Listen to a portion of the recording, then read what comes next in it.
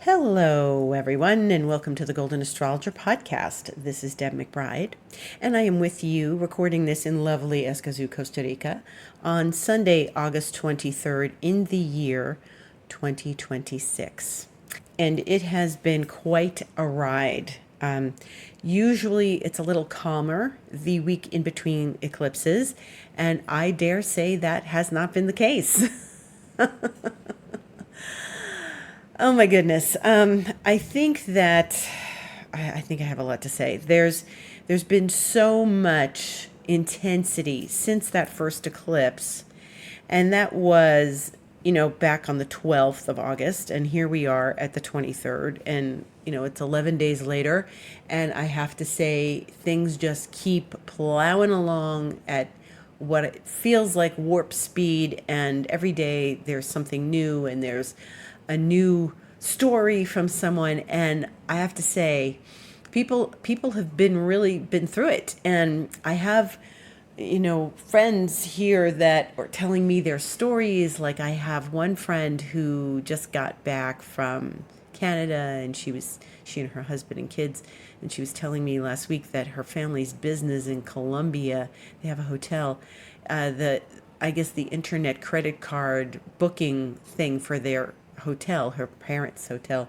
was hacked, and she was in the airport trying to manage all of this while she was flying back to Costa Rica. And so that's like one enormous crazy story, right? So there was hacking, there were people's information revealed, there were, and they had to clean up this huge mess, and she had to manage it from an airport on the way back here. And it's like, so that's a huge story, right? So I've been hearing more and more unbelievable, inside out, upside down kinds of things that have been happening to people during this time. And I certainly have experienced a whole lot of stuff in this last week, and what a week it was. What an incredible week it was. It was intense, it was emotional, it was powerful, it was successful, it was triumphant, it was disturbing, it was everything. Tuesday we had no electric. Wednesday we had no water until 10 o'clock at night. And it's been one of those where you had to like pull yourself up and get yourself through things. And complicated and like not ending. So every day has been, okay, what's it going to be? And I have to say today has been relatively mellow, and I'm actually really glad for that. I got a lot of sleep, and I actually have been trying to just be present with myself, and I did some breath work this morning. I've been doing that a lot lately so I can manage all of the feelings, all the stuff that I've been experiencing. But I recommend that if you too are going through some things this week and have been going through some things as we approach this next eclipse, which is coming up this week, I really recommend doing things like meditation and breath work, because this is what we need. These tools are what we need to get through this. Why is it so intense? Well, sometimes eclipse periods are more intense than others. And I have noticed, I really think that once we get into, time periods, the eclipses have changed signs because the nodes have changed signs. And so when the nodes changed back in July to Aquarius and Leo, South Node in Leo, North Node in Aquarius, then we get a season where the sun is at the South Node. And that's what we've been through. And last week I mentioned that the sun would be approaching the South Node this week, and that before the sun entered Virgo, it would reach that point, that 28, 29 degrees of Leo, where the sun was, and finish its tour of duty in Leo for the year before it went into the sign of Virgo. And so that was profound, because I really felt that sun in the South Node conjunction. Now, that ain't any old South Node. That is the South Node that is aligned with the fixed star Regulus. And Regulus is the king. and it is a fixed star that is on the ecliptic, and that is the sun's path. So when the sun comes to that fixed star every year, it's usually very powerful at 29 Leo, 28, 29 Leo. They say that Regulus has moved into Virgo now. Fixed stars, what fixed stars move? Yeah, like extremely slowly, like over thousands of years slowly. So, but we consider it to be that point at the end of Leo and now the beginning of Virgo, where the south node is there, then the sun is there, and it's at Regulus, and at the same time we were having the Venus-Saturn opposition, which I mentioned last week also, and all of that happening simultaneously was really a lot of energy. And the vulnerability of sun to the south node, and I talked about that at length last week, when you get that personally in your chart, and you might want to go back and listen to last week where I talk about how it feels when the sun reaches your personal south node in your astrological chart, and how we can reach a point of vulnerability, of despair, of very high sensitivity, of feeling pulled into a vortex. That happens, and I really felt this sun to the south node. Now, it happens every year no matter what, and usually, since we're dealing with eclipses at the nodes, the sun isn't at the south node when we're not having an eclipse. It's there when we're having an eclipse, and we had the eclipse. The sun went to the south node afterwards just the other day, so it was like another bump from the eclipse. And so even though there was like this week and 3 days that was between the eclipse and the sun reaching the south node, it still felt potent. And I can definitely relate to anything that you might have been going through, because I had my own stuff these last few days. So it was emotional, it was sensitive, it was like being pulled into an old pattern of perhaps worry or despair, or something that needs our attention, and some wounding that probably needed some healing. And if that happened for you, you're right in tandem with how this experience was, right? So this was really potent, I believe. And we're past that now. The sun has entered Virgo. It is out of Leo.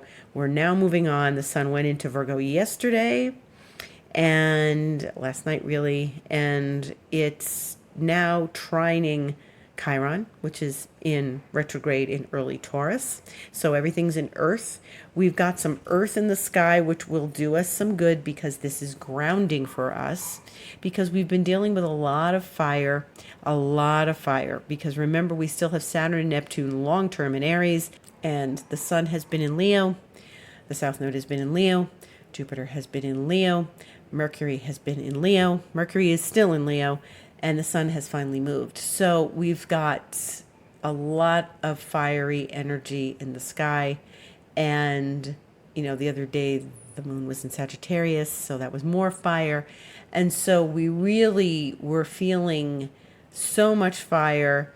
Mars is in water. The moon is in Capricorn right now, thankfully. So now we're having some Earth, Chiron, sun, moon, in Earth, and this is helping ground the state we have been passing through.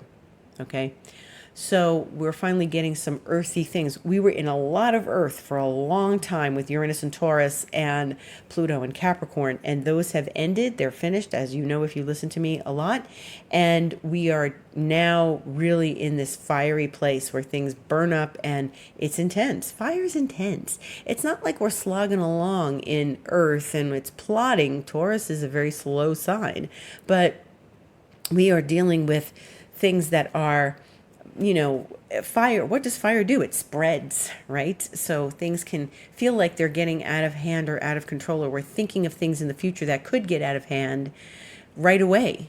So it's important to get grounded, stay grounded. I've gone outside in the garden and stood barefoot in the earth a few days. It's really been important for this time. To maintain a sense of being grounded and a sense of connectedness. Okay, this eclipse that we're having this week is Thursday night, Friday morning, depending on where you are. Now, if you are in Europe, it's going to be Friday. If you're in Australia, it's definitely going to be Friday. If you are in the East Coast of the United States, it'll be wee hours Friday morning. Where I am, it's going to be 10:18 p.m. Thursday night. And if you're in the Pacific side of the U.S. or in Hawaii, then you are going to be getting this Thursday night. Maybe even Thursday afternoon if you're in Hawaii. So this is something different. This is a North Node eclipse. This isn't like the last one. And I think these generally feel better if we have to choose between eclipses. Then this is one of those times that the North Node is highlighted in the eclipse world, and we are dealing with the moon, and that determines where the eclipse is, North or South Node. The moon is at the North Node. It is not in Aquarius. The moon is not going to be in Aquarius. It's going to be at 4 degrees of Pisces, 54 minutes, almost 5 degrees of Pisces. That's important. We have left the Virgo Pisces realm in the nodal sense because they moved into Aquarius and Leo, as I said a few minutes ago. But now that the moon is close to the North Node, we'll feel that more. Now, this is closer to the node, I believe, than the last one was, the one 2 weeks ago. But I think that since it's a North Node eclipse, it's probably going to be something a little more palatable, a little more direction in fulfillment oriented. Like, really feeling like, okay, I think I see a direction through this. I see a way through this. Instead of having to release things, and that first eclipse feels like it was ages ago. But this is something really much more towards new direction. Where are you going next? And when I see this, the South Node and the Sun are still relatively close, but we're in different signs now. So we're looking at it from a different perspective. Okay, we're not in the Virgo Pisces node sense, but we're in the Virgo Pisces eclipse sense. So meaning we're not having it so close that they're out of sign. So the conjunction out of sign is a little less potent, I believe, than what it happens when, like we had the South Node and the Sun and the Moon and the South Node all in the same sign. So this is, I feel like, I didn't think the last eclipse was going to be a nefarious eclipse. And I had said it, I think this is a pretty reasonable eclipse. I just felt intense, like a lot. It was a lot. Okay. Nothing detrimental happened in my life for sure. And, but it was just a lot. And so now I don't feel that. I feel something, maybe some clarity coming. Maybe with Pisces is always about something greater than ourselves. So a gift that you're to give the world of your skills, time, ability, energy that is fulfilling for you and serves the world in an altruistic greater purpose. That could be very good. When I look at the eclipse chart, obviously, I've said this before, Uranus is square the eclipse. So there is a T-square being made between the moon, the sun, and the planet Uranus. Now, that means there's a surprise component to all of this, and I've had some surprises in the last week. Things that were not expected that showed up. And I think that one of the things we need to keep in mind is that there probably will be some sort of surprise. And in the true sense of Uranus, it won't be anything that you would expect. And like I always say, make a list of the 1,000 things that could happen, and Uranus will tell you the one thing you did not think. So here we are with Sun and Moon really squaring Uranus. And as the eclipse happens, and then proceeds on to make aspects with other planets and stuff, it will then make it square to Uranus. So let me describe what's happening. Earlier in the day on Thursday the 27th, the Sun and Mercury are going to conjunct because Mercury will have gone into Virgo on Tuesday the 25th. So Tuesday the 25th, Mercury goes into Virgo, 7:04 a.m., and it talks nicely to Chiron at 2:57 p.m. These are Eastern time. And so they are having their nice dialogue. And then Mercury is going to move into this conjunction with the Sun on Thursday the 27th at 1:04 p.m. Then the moon will enter Pisces at 3:04 p.m. And then eventually what's going to happen is the moon will oppose the sun 12:18 a.m. Eastern time. Then it will oppose Mercury, because remember it's conjunct the sun, 1:20 a.m., an hour later. And that's Friday the 28th. And then it's going to square Uranus at 1:39 a.m. Okay? So it's Mercury and the sun and the moon and Uranus all involved together. Now that means that Mercury is part of this as well and will be squaring Uranus. That's a lot of energy. A lot of energy, right? So again, now it's Mercury-Uranus square. If you have that in your chart, then we are looking at a recurrence for you, right? So that means things that are familiar and resonant to you will appear during this eclipse. So we've got a T-square, sun opposite moon, and Mercury opposite moon, right? And then Uranus in the middle. And so this is quite an arrangement. It could be really intense. I expect it to be very high energy, thoughts coming a mile a minute, being very specific about information. And please, please, please think before you speak. How many times have I said that? How many times have you heard me say that if you've listened to me a long time? Think before you speak. It's an eclipse. This could be instantly emotionally triggering. We get triggered and we do things, we act first and talk later. No, think first, calm down, take a breath, walk away, come back, respond afterwards. The reaction is what we don't want. We don't want to react, right? We want to be calm. I don't know how calm we're going to be with Uranus involved in this.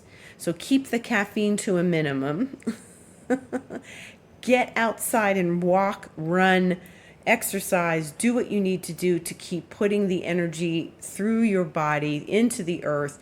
Ground yourself. Do what you need to do to get through the energetic electricity that we're going to be experiencing Thursday and Friday.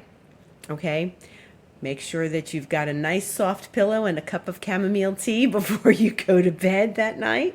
If you're in Europe, it'll be Friday. Maybe it'll be like sparking inspiration and ideas in your work in the afternoon. It's actually a good time. You're lucky to be in Europe because you'll be working and in your day and getting ideas and being inspired and having conversations. And it's a time when you can process all of this energy out in the day. Whereas, those of us in this region of the world or in the East Coast, we're going to be wired as we're going to bed. So, yeah, get yourself a cup of chamomile tea. Do whatever you need. Take some GABA. Do whatever you need to do. And get yourself with your melatonin and just be present for the energy and then release it and go to sleep.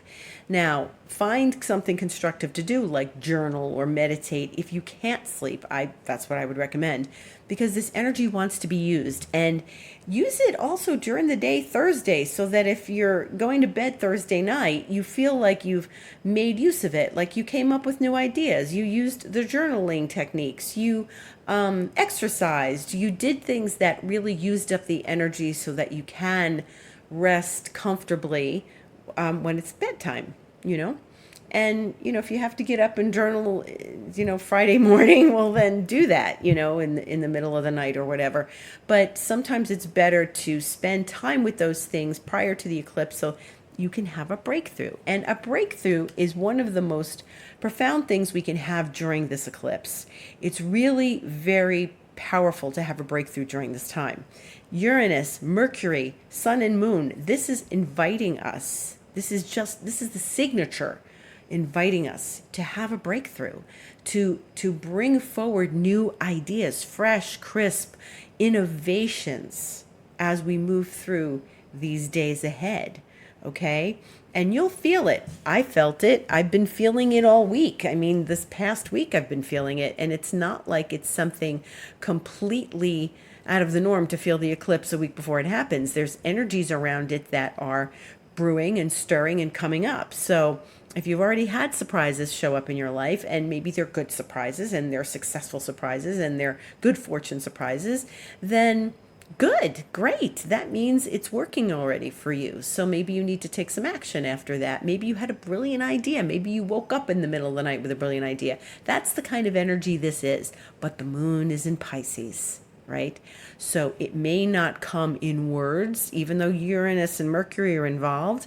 It may come in very sensitive moments of feeling and intuition. So look for those. Mercury is in a home sign of Virgo. It's squaring Uranus in its other sign of Gemini, the rulership signs. So Mercury is really at home where it is. The moon in Pisces, it encourages things to be intuitive and feeling rather than analytical. Even though we got a lot in Virgo and Gemini, try to absorb what's coming in intuitively, put the antennas up. This is really about information, whether it's emotional information, verbal information, intellectual, analytical information. All of it is inviting us to listen. Okay? So again, listen before you act. Listen before you speak. Just be present with the energies before you are taking action or going anywhere or doing anything new, okay? Some people will say, well, that was a quiet week. And, that's great for them. Maybe they didn't have to process anything during this time. But I really feel like this eclipse is going to bring us a new idea or some new intuition or some new breakthrough. That's what we're aiming for in this time. So where in your life would you like to have a breakthrough? Where could you have a breakthrough? Where do you need to maybe push the pencil a little bit to have the breakthrough and feel that your breakthrough can come intuitively and in a very connected way in these next days? What does that feel like to you? How does that sound? How does it feel? I think that these are things that we need to be really aware of in these days this week. Now, that doesn't mean that Wednesday you won't have the breakthrough. You could have it Wednesday. You could have it Friday. You could have it Saturday. But really, the hot days are Thursday and Friday. And pay attention. Don't go too fast. Don't go too fast. Really don't go too fast because Mercury and Uranus wants answers immediately. What are you telling me? Where are you? Why can't I reach you? Da da da da da da. Don't do that. Take a breath before everything. The moon is in Pisces. The eclipse is in Pisces, right? It means it's in a water sign that is flexible, that is intuitive, that's asking us to rest a bit because Pisces is the sign of sleep and dreams, meditation, anything that is restful, because this is where rest can become an open channel, an opportunity for the information to find you. Okay, so we have to look at what the eclipse is. It's in Pisces, and that's a sign of, not overthinking. It's going to be a balancing act of between listening to intuition and overthinking. It's going to be, what is your heart telling you versus what your mind is telling you. It's an opposition. It's a full moon. So this is something that we really want to tune into the heart because it's where the eclipse is. Uranus isn't where the eclipse is. It's just affecting the eclipse. Mercury isn't where the entire eclipse is. It's where the sun is. But the moon is where the eclipse happens, and it's in Pisces. That's what we need to be paying attention to. That is at the North Node. And that is where we really want to know that the intuition is our guide in this. Remember, we spent this last year and a half before the nodes changed signs with the North Node in Pisces and the South Node in Virgo, saying intuition over analysis, sensitivity over the mind, trusting and having faith over worrying and fretting, chewing your nails. So that's what we want to maintain here and keep in mind. Even though they're in different signs, even though the nodes now change signs, it's really a Pisces eclipse, and it asks for us to follow the heart and the intuition and trust. So trusting is a big part of this eclipse. And we need to remember that when our mind seeks to disrupt us and distract us from what the trust is bringing us. And I mean it. I really do mean it. You've got to trust. You've got to allow the trust to come through and the sensitivity and the intuition to come through. So that's where we want to pay attention this time. In the meantime, other things are happening this week. As I mentioned, Mercury enters Virgo. So it's following the sun in the path. Sun went into Virgo yesterday.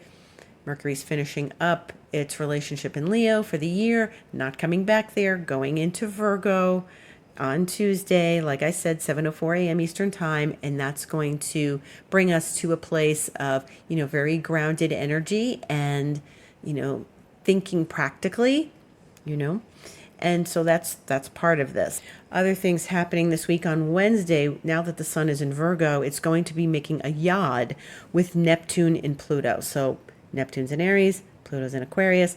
The focal point of the yod is on the other side of the zodiac in Virgo. And so that means it makes that needling aspect the inconjunct with both Neptune and Pluto. So information is there for us. Again, maybe that won't come in words or ideas, but it will come in transformational moments, okay? And the sun will highlight those things, okay? Mercury's going to follow the sun again. It's going to make the same yod Wednesday night, Thursday morning between Neptune and Pluto. And these are very important moments leading up to the eclipse. So transformation, always welcome. See where the sun is highlighting this, where it's opening the door for opportunity for this, and where you can see clearly, because it's the sun shining its rays in with these two transformational planets, okay? So we're getting a hint of transformation in this as we move up to the eclipse. And I think that these aspects are going to encourage the whole breakthrough as we experience the eclipse.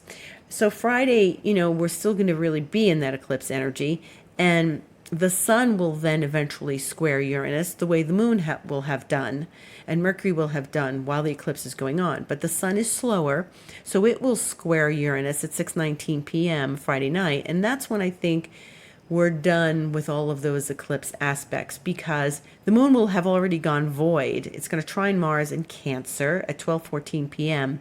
Friday the 28th. And then it'll be void the rest of the day. So take Friday afternoon off. Start your weekend early because it's going to be void. And then it's void all day Saturday until 10:38 p.m. Saturday night. So this is, wow, that was a big eclipse. Wow, I had a breakthrough. Let me mull this over these void moons and just sit with the information that I've received. It's a good time to rest. It's a good time to get some distance. It's a good time to just let everything settle, okay? And then the moon will go into Aries on Saturday night at 10:38 p.m. Eastern time, and then it'll be in Aries all day Sunday, and it'll be active, and it won't be going void again until Monday the 31st. This is the last full week of August. Can you believe it? And we have 4 months left, and this week, 4 months left till the end of the year. I can't wrap my head around that. And, you always hear me say things like, can you believe it? The year is half over. Can you believe it's July already? Can you believe it's May already? Yeah, this is big, man. So, yeah, I'm looking at this calendar and I'm saying, wow, I can't believe August is coming to an end. It just started. Years aren't that long. A year of time is not that long, but we expect a lot to happen in a year. And we expect a lot to surface and manifest in a year, right? But life takes time. Life takes time. We have to get all our own obstacles and old beliefs out of the way. We have to connect with the new, and we have to connect with what our vision is. Vision is a good thing to have during this eclipse. And in the meantime, if you need support during this time, I'm here for you, and I can read your chart for you. I can discuss your chart, where this eclipse has landed for you, what it's feeling like, where you've been in these last couple weeks.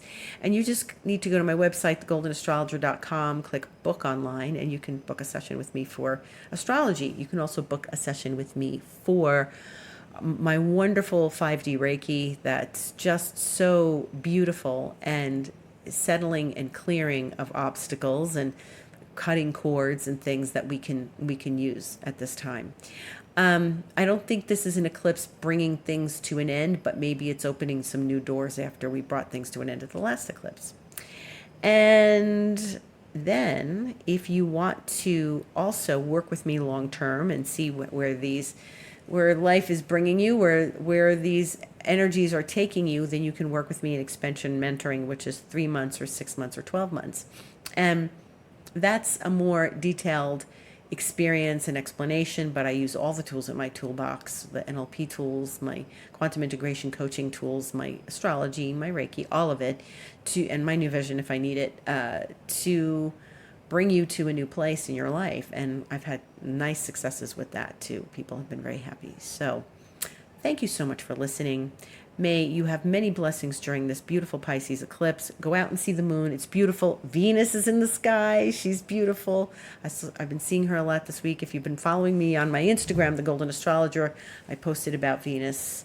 And just let's move into some new energy because it's been prickly these last couple days, and let's move it toward this really peaceful Pisces energy, which I find is often usually a very beautiful eclipse energy. But Uranus is involved, so let's hang on, stay grounded while we're going through this.